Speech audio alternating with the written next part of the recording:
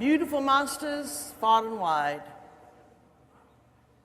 when you go back into your life from this remarkable journey, indeed, it should be imperative to you to check in with God every day. And when life starts to get a little chaotic, excuse yourself and go be alone. When people say, can they help you? Go, no, you can't.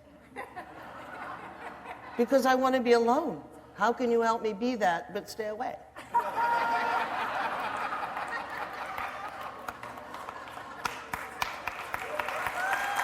Stay away.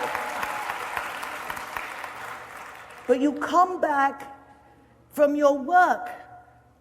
When you have an issue, a problem that you need to resolve, don't try to figure it out. Back off and walk it. It'll rearrange itself. Destiny will change.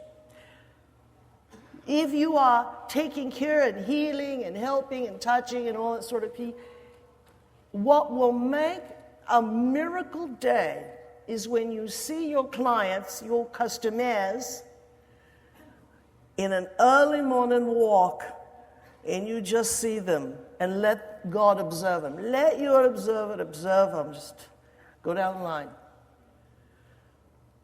By the end of your customer account, there will be a jolliness that it isn't that you're really happy. That jolliness will be explained during the day. You've changed the chemistry between you and your patients, your clients, your customers, your friends. They seem better after you touch them. You know, when they're in your presence, they find hope. But everything changes. Prosperity looms. You know, good things happen after you do the investment of the Spirit, the observer, the connection to God. It is your daily prayer. And when you get lost, don't keep fighting a losing battle. Don't fight to become relevant. You'll know it now. Back off and recreate your life. And when everyone's squabbling, you just come back and say, calm down. I don't need any emotional hints. I don't need any gratitude. I don't need any compliments. Just calm down. That's leadership. That's also love and kindness and moralness. Not to jump in the middle of it and become relevant. How many of you understand? You put it to your life. Take these gifts that are endless. Only as bold as your imagination can take them. They'll happen in life. To those of you who didn't make the effort, the message is the same. You know better.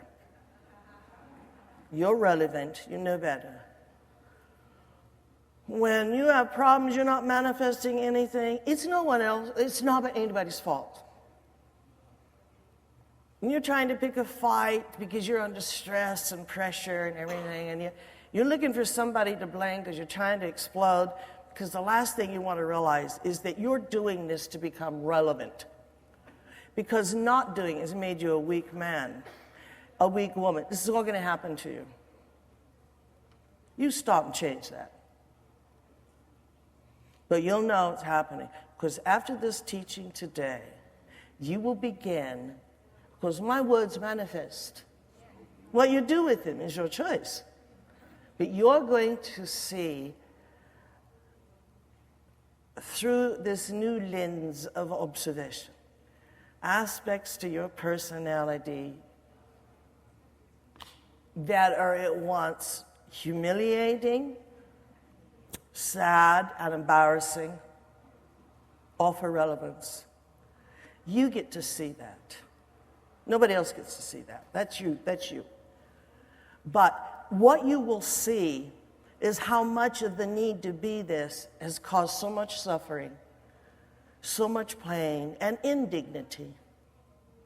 Because, it talks about, your great good conscience, your conscience of God will always bother you when you've been such a nasty creature.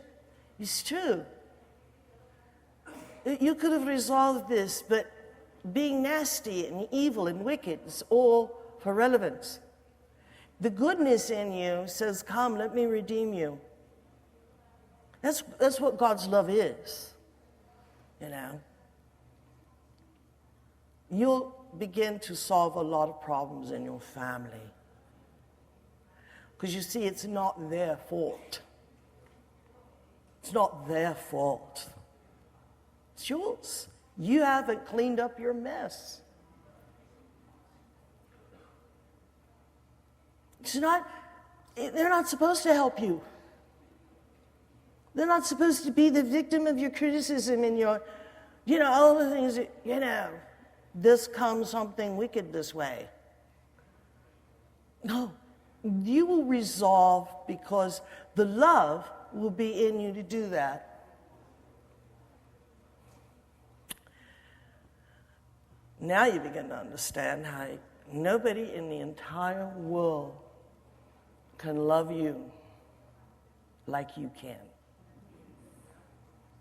And you cannot love through the graces of greatness another human being until you love yourself, and not until you are clean and whole and honest. Does that radiance beam on everyone? You remember that.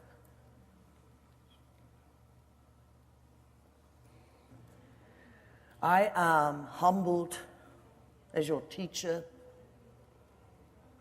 honored to be your teacher, and to deliver to you straight away knowledge and repeat it and craft it in ways for you to finally hear it, and simple ways to apply it so that you get the truth.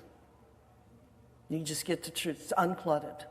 And an event whose teachings are now legendary and will become so, but whose time at not hurting you or regulating you gave you the time on your own terms in this pristine and lovely place to find that door. And if not, to be aware of what the block is and to go after it. To go after it. And words of power and how you come to modify and be aware. This was the ideal event. This was the ideal event. And I want to tell you, as cosmopolitan entities, how honored I am that you came and you gave up a lot, a little bit, or maybe. And that these piercing words of self-redemption, let them forever be the text that spits in the eye of your need to become relevant and your own deception and your own denial. And let you be redeemed and find the keys that open up the door to heaven. Because they're there, they're palpable, they're touchable. You must understand that because we can change for observation the very tiny, doesn't mean we don't change the large. And you must also understand that the possibilities that are available are bigger than your linear logic. And one who begins this journey will begin to find that out. And they will dream dreams that they never thought were possible. They'll see visions they never thought they would ever see. Yes, this is the message of these times. I am proud of you that you made an effort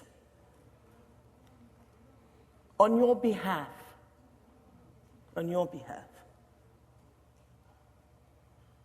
For the love of God within you. Indeed, and mining the truth within you and its goodness and the walk into the future of its sterling morality.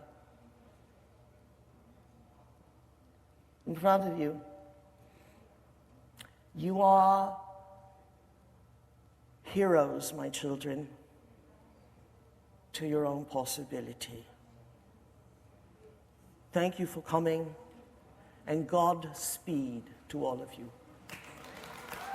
This event is over.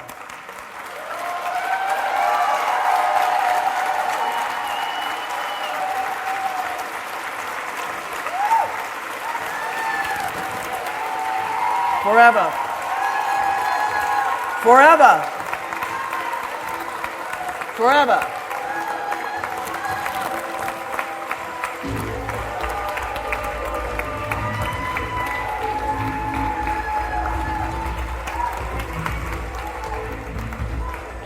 Just do what I tell you to do. And I love you, darling. See ya.